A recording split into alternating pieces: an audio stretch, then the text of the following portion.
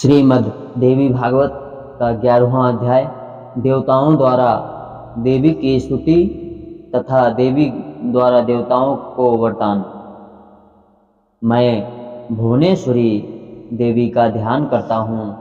उनके श्री अंगों की आभा प्रभात काल के सूर्य के समान है और मस्तक पर चंद्रमा का मुकुट है। वे उभरे हुए स्तनों और 3 नेत्रों से युक्त हैं। उनके मुख पर मुस्कान की छटा छाई रहती है और हाथों में वरद अंकुश पास एवं अभय मुद्रा शोभा पाते हैं। ऋषि कहते हैं, देवी के द्वारा वहाँ महादैत्यपति शुंभ के मारे जाने पर इंद्र आदि देवता अग्नि को आगे करके उन कात्यायनी देवी की स्तुति करने लगे। उस समय अभीष्ट की प्राप्ति होने से उनके मुख कमल दमक उठे थे और उनके प्रकाश से दिशाएं भी जगमगा उठी थी। देवता बोले, शरणागत की पीड़ा दूर करने वाली देवी, हम पर प्रसन्न हो। संपूर्ण जगत की माता प्रसन्न हो। वो विश्वश्री, विश्व की रक्षा करो। देवी, तुम ही चराचर जगत की आधीश्वरी हो।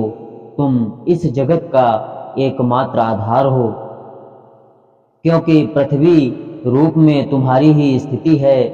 देवी, तुम्हारा पराक्रम अलंघनीय है। तुम ही जल रूप में स्थित होकर संपूर्ण जगत को तृप्त करती हो। तुम अत्यंत बल संपन्न वैष्णवी शक्ति हो। इस विश्व की कारणभूता परा माया और देवी, तुमने इस समस्त जगत को मोहित कर रखा है। तुम ही प्रसन्न होने पर इस पृथ्वी पर मोक्ष की प्राप्ति कराती हो। देवी, संपूर्ण विद्याएं तुम्हारे ही भिन्न भिन्न स्वरूप हैं। जगत में जितनी स्त्रियां हैं वे सब तुम्हारी ही मूर्तियां हैं। जगदम्बे, एकमात्र तुमने ही इस विश्व को व्याप्त कर रखा है। तुम्हारी स्तुति क्या हो सकती है। तुम तो स्तवन करने योग्य पदार्थों से परे एवं परावाणी हो। जब तुम स्वरूप सर्वस्वरूपा देवी, स्वर्ग तथा मोक्ष प्रदान करने वाली हो, तब इसी रूप में तुम्हारी स्तुति हो गई। तुम्हारी स्तुति के लिए इससे अच्छी उक्तियां और क्या हो सकती हैं। बुद्धि रूप से सब लोगों के हृदय में विराजमान रहने वाली तथा स्वर्ग एवं मोक्ष प्रदान करने वाली नारायणी देवी, तुम्हें नमस्कार है। कला, काष्ठा आदि के रूप में क्रमशः परिणाम अवस्था परिवर्तन की ओर ले जाने वाली तथा विश्व का उपसंहार करने में समर्थ नारायणी, तुम्हें नमस्कार है। नारायणी, तुम सब प्रकार के मंगल प्रदान करने वाली मंगलामयी हो, कल्याणदायिनी शिवा हो, सब पुरुषार्थों को सिद्ध करने वाली शरणागत वत्सला, 3 नेत्रों वाली एवं गौरी हो, तुम्हें नमस्कार है। तुम सृष्टि, पालन और संहार की शक्ति भूता सनातनी देवी, गुणों का आधार तथा सर्व गुणमयी हो। नारायणी, तुम्हें नमस्कार है। शरण में आए हुए दीनों एवं पीड़ितों की रक्षा में संलग्न रहने वाली तथा सबकी पीड़ा दूर करने वाली नारायणी देवी, तुम्हें नमस्कार है। नारायणी, तुम ब्रह्माणी का रूप धारण करके हंसों से जुटे हुए विमान पर बैठती हो, कुश मिश्रित जल छिड़कती रहती हो, तुम्हें नमस्कार है। माहेश्वरी रूप से त्रिशूल, चंद्रमा एवं सर्प को धारण करने वाली तथा महान वृषभ की पीठ पर बैठने वाली नारायणी देवी, तुम्हें नमस्कार है। मोरों और मुर्गों से घिरी रहने वाली तथा महाशक्ति धारण करने वाली कौमारी रूप धारणी निष्पापे नारायणी, तुम्हें नमस्कार है।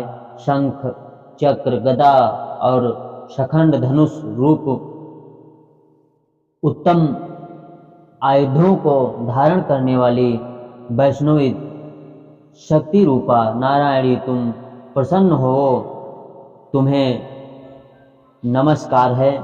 हाथ में भयानक महाचक्र लिए और दाढ़ों पर धरती को उठाए वाराही रूप धारणी कल्याणमयी नारायणी तुम्हें नमस्कार है। भयंकर नरसिंह रूपा से दैत्यों के वध के लिए उद्योग करने वाली तथा त्रिभुवन की रक्षा में संलग्न रहने वाली नारायणी तुम्हें नमस्कार है। मस्तक पर किरीट और हाथ में महावज्र धारण करने वाली, सहस्त्र नेत्रों से के कारण उद्दीप्त दिखाई देने वाली और वृत्रासुर के प्राणों का अपहरण करने वाली इंद्र शक्ति रूपा नारायणी देवी तुम्हें नमस्कार है। शिव दूती रूप में दैत्यों की महती सेना का संहार करने वाली, भयंकर रूप धारण तथा विकट गर्जना करने वाली नारायणी तुम्हें नमस्कार है। दाढ़ों के कारण भयंकर विकराल मुख वाली, मुंडमाला से विभूषित मुंडमर्दिनी चंड मुंड चामुंडा रूपा नारायणी तुम्हें नमस्कार है। लक्ष्मी, लज्जा, महाविद्या, श्रद्धा, पृष्टि, स्वधा, ध्रुवा, महारात्रि तथा महा अविद्या रूपा नारायणी देवी तुम्हें नमस्कार है। मेघा, सरस्वती, वरा, श्रेष्ठा, भूति, ऐश्वर्य रूपा भ्रामरी, बाभ्रवी, भूरे रंग की अथवा पार्वती, तामसी, महाकाली, नियता, संयम परायणा तथा ईशा, सबकी आधीश्वरी रूपिणी नारायणी तुम्हें नमस्कार है। सर्वस्वरूपा सर्वेश्वरी तथा सब प्रकार की शक्तियों से संपन्न दिव्य रूपा दुर्गे देवी, सब भयों से हमारी रक्षा करो, तुम्हें नमस्कार है। कात्यायनी, यह तीन लोचनों से भद्रकाली ज्वालाओं के कारण विकराल प्रतीत होने वाला, अत्यंत भयंकर और समस्त असुरों का संहार करने वाला तुम्हारा त्रिशूल भय से हमें बचाए, तुम्हें नमस्कार है। देवी, जो अपनी ध्वनि से संपूर्ण जगत को व्याप्त करके दैत्यों के तेज को नष्ट किए देता है, वह तुम्हारा घंटा हम लोगों की पापों से उसी प्रकार रक्षा करे जैसे माता अपने पुत्रों की बुरे कर्मों से रक्षा करती है। चंड के तुम्हारे हाथों में सुशोभित खड्ग, जो असुरों के रोग, रक्त और चर्बी से चर्चित है, हमारा मंगल करे, हम तुम्हें नमस्कार करते हैं। देवी, तुम प्रसन्न होने पर सब रोगों को नष्ट कर देती हो और कुपित होने पर मनवांछित सभी कामनाओं का नाश कर देती हो।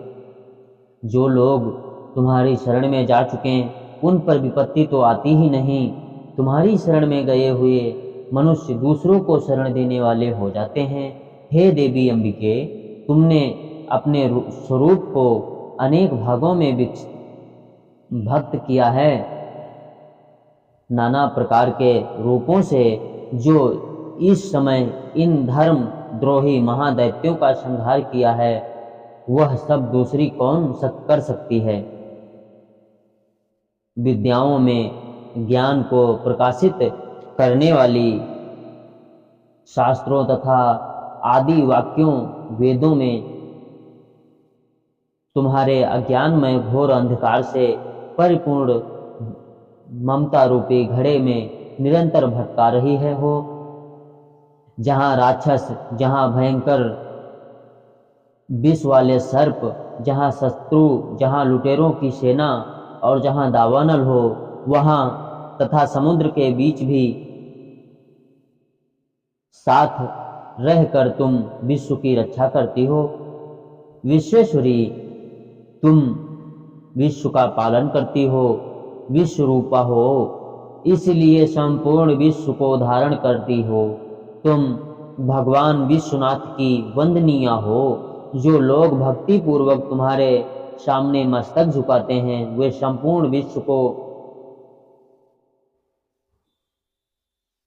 आश्रय देने वाले हो जाते हैं। देवी तुम प्रसन्न हो जाओ, जैसे इस समय असुरों का वध करने के लिए तुमने शीघ्र ही हमारी रक्षा की है, इसी प्रकार सदा हमें शत्रुओं के भय से बचाओ।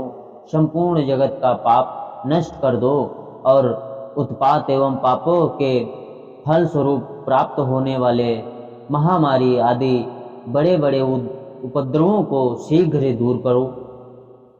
विश्व पीड़ा दूर करने वाली देवी तुम हमारे चरणों में पर पड़े हुए हम पर प्रसन्न हो। त्रिलोक निवासियों की पूजनीय परमेश्वरी सब लोगों को वरदान दो। देवी बोली, देवताओं मैं वर देने को तैयार हूँ। तुम्हारे मन में जिसकी इच्छा हो वह वर मांग लो। संसार के लिए उस उपकारक वर को मैं अवश्य दूंगी। देवता बोले, सर्वेश्वरी तुम इसी प्रकार तीनों लोकों की समस्त बाधाओं को शांत करो और हमारे शत्रुओं का नाश करती रहो। देवी बोली, देवताओं वैवस्वता मनवंतर के 28वें युग में शुंभ और निशुंभ नाम के 2 अन्य महादैत्य उत्पन्न होंगे। तब मैं नंदगोप के घर में उनकी पत्नी यशोदा के गर्भ में अवतीर्ण हो विंध्याचल में जाकर रहूंगी और उक्त दोनों असुरों का नाश करूंगी। फिर अत्यंत भयंकर रूप से पृथ्वी पर अवतार लेकर मैं वैप्रचित्त नाम वाले दानवों का वध करूंगी।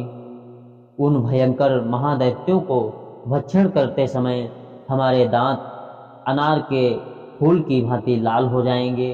तब स्वर्ग में देवता और मृत्युलोक में मनुष्य सदा मेरी स्तुति करते हुए मुझे रक्तदंतिका कहेंगे। फिर जब पृथ्वी पर 100 वर्षों के लिए वर्षा रुक जाएगी और पानी का अभाव हो जाएगा, उस समय मुनियों के स्तवन करने पर मैं पृथ्वी पर आयोनिजा रूप में प्रकट होऊंगी और 100 नेत्रों से मुनियों को देखूंगी। अतः मनुष्य साताक्षी इस नाम से मेरा कीर्तन करेंगे। देवताओं उस समय मैं अपने शरीर से उत्पन्न हुई शाखों द्वारा समस्त संसार का भरण पोषण करूंगी। जब तक वर्षा नहीं होगी तब तक वे शाख ही सबके प्राणों की रक्षा करेंगे। ऐसा करने के कारण पृथ्वी पर शाकुंभरी के नाम से मेरी ख्याति होगी। उसी अवतार में मैं दुर्गम नामक महादैत्य का वध करूंगी। इससे मेरा नाम दुर्गा देवी के रूप में प्रसिद्ध होगा। फिर मैं जब भीमा रूप धारण करके मुनियों की रक्षा के लिए हिमालय पर रहने वाले राक्षसों का भक्षण करूंगी, उस समय सब मुनि भक्ति से नतमस्तक होकर मेरी स्तुति करेंगे। तब मेरा नाम भीमा देवी के रूप से विख्यात होगा।